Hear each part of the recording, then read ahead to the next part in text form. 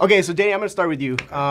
First off, I'm a big fan. Love all your work. I mean, Eastbound and Down, everything else. But I have to ask, like, what the fuck are you doing in an Alien movie? Good question. I asked myself the same exact thing when I first met with Ridley. I went onto message boards afterwards and like lit them up, like, what a terrible idea this is. But yeah, good. You know, I mean, Ridley. I don't know what he was thinking, but I'm glad he thought it. Yeah, I'm glad I was given this opportunity. It was exciting. So now your character, Tennessee, he has a lot of characteristics that are kind of, that you see in a lot of your other work, but he's also very kind of down-to-earth guy in that sense, too. Like, how much input did you have in creating who Tennessee was? Ridley's very collaborative with that. I mean, he really wants you to create a character that people are going to be able to relate with and that feels grounded. And I think it's really important in a film like this that's set in outer space. You have to make the audience identify with these people so that they can imagine themselves in this position, or else the movie's not scary at all. Yeah. And so, yeah, he was very collaborative with that. He really let you bring what you wanted to the table. Now, Billy, I have to tell you, actually, the first preview screening I ever saw was for Without Limits, almost 20 years ago. I love that movie, and it's just one of my favorites. So thanks. Well, I felt grateful to be a part of it. So I'm psyched when people have seen it. That's great. So, and I've seen you just rise, through the ranks like since then. I've been in so many movies now. So I have to ask, like in this for Alien, it's okay if we go through them one by one. Let's start. Let's go. Inventing the Abbots. Let's begin.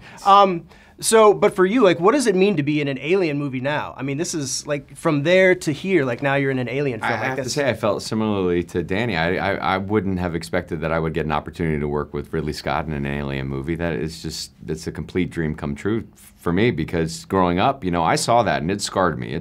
It fucked me up good. And that's kind of what you want to be able to affect people with your work. So if you're going to get to work with Ridley, he's going to give you the best opportunity you have as an artist and a performer to be a part of something legendary. And so that was like a one-of-a-kind opportunity. And now your character, I mean, Oren, he's very he's a complex, kind of conflicted dude. Yeah. Like, what was it like for you and like kind of, because I mean, it feels like he's got more backstory than you're ever going to get a hold on, which I think is great because you're like, there's something more to this guy. Well, so what was it? Danny's point before, like, and Damian and I, we've been talking about it. He gives you the opportunity to create. He says, be ambitious about this. If there are things about the script that you want to elaborate on, if there are things that really excite your imagination, get a hold of it. Tell me what it is, and let's see if we can, find a way to weave it in. If it doesn't work, I'll tell you. That sucks. Move that out.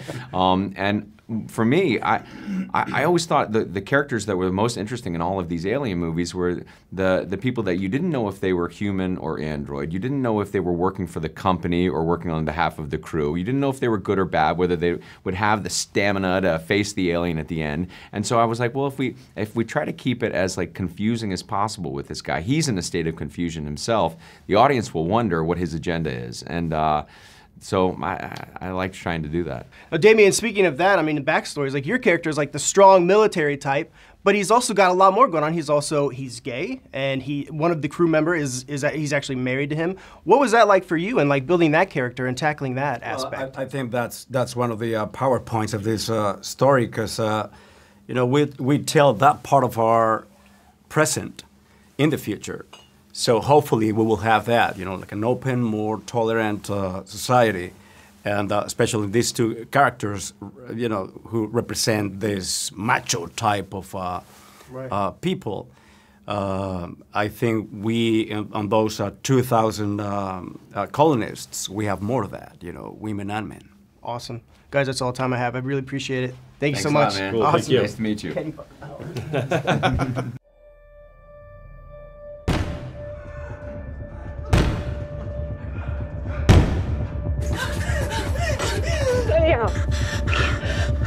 Paris, please, open up! I can't do that. Infection.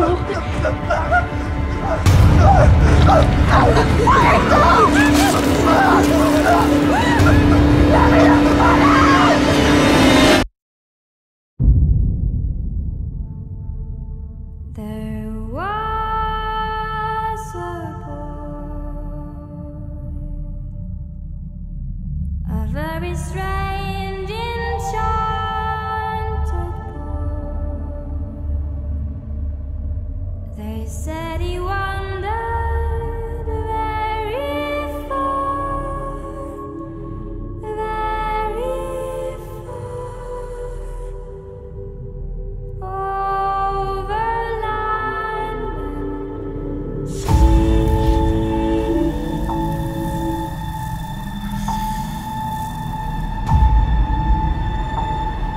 You sure about this, Captain?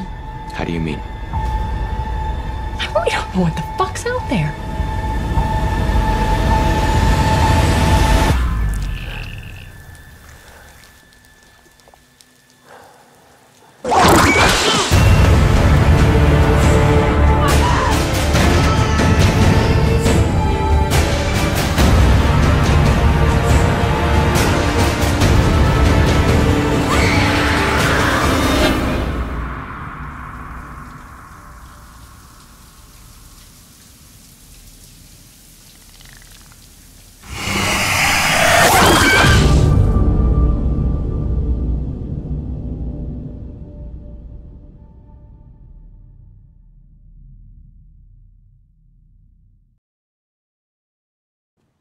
You're still here.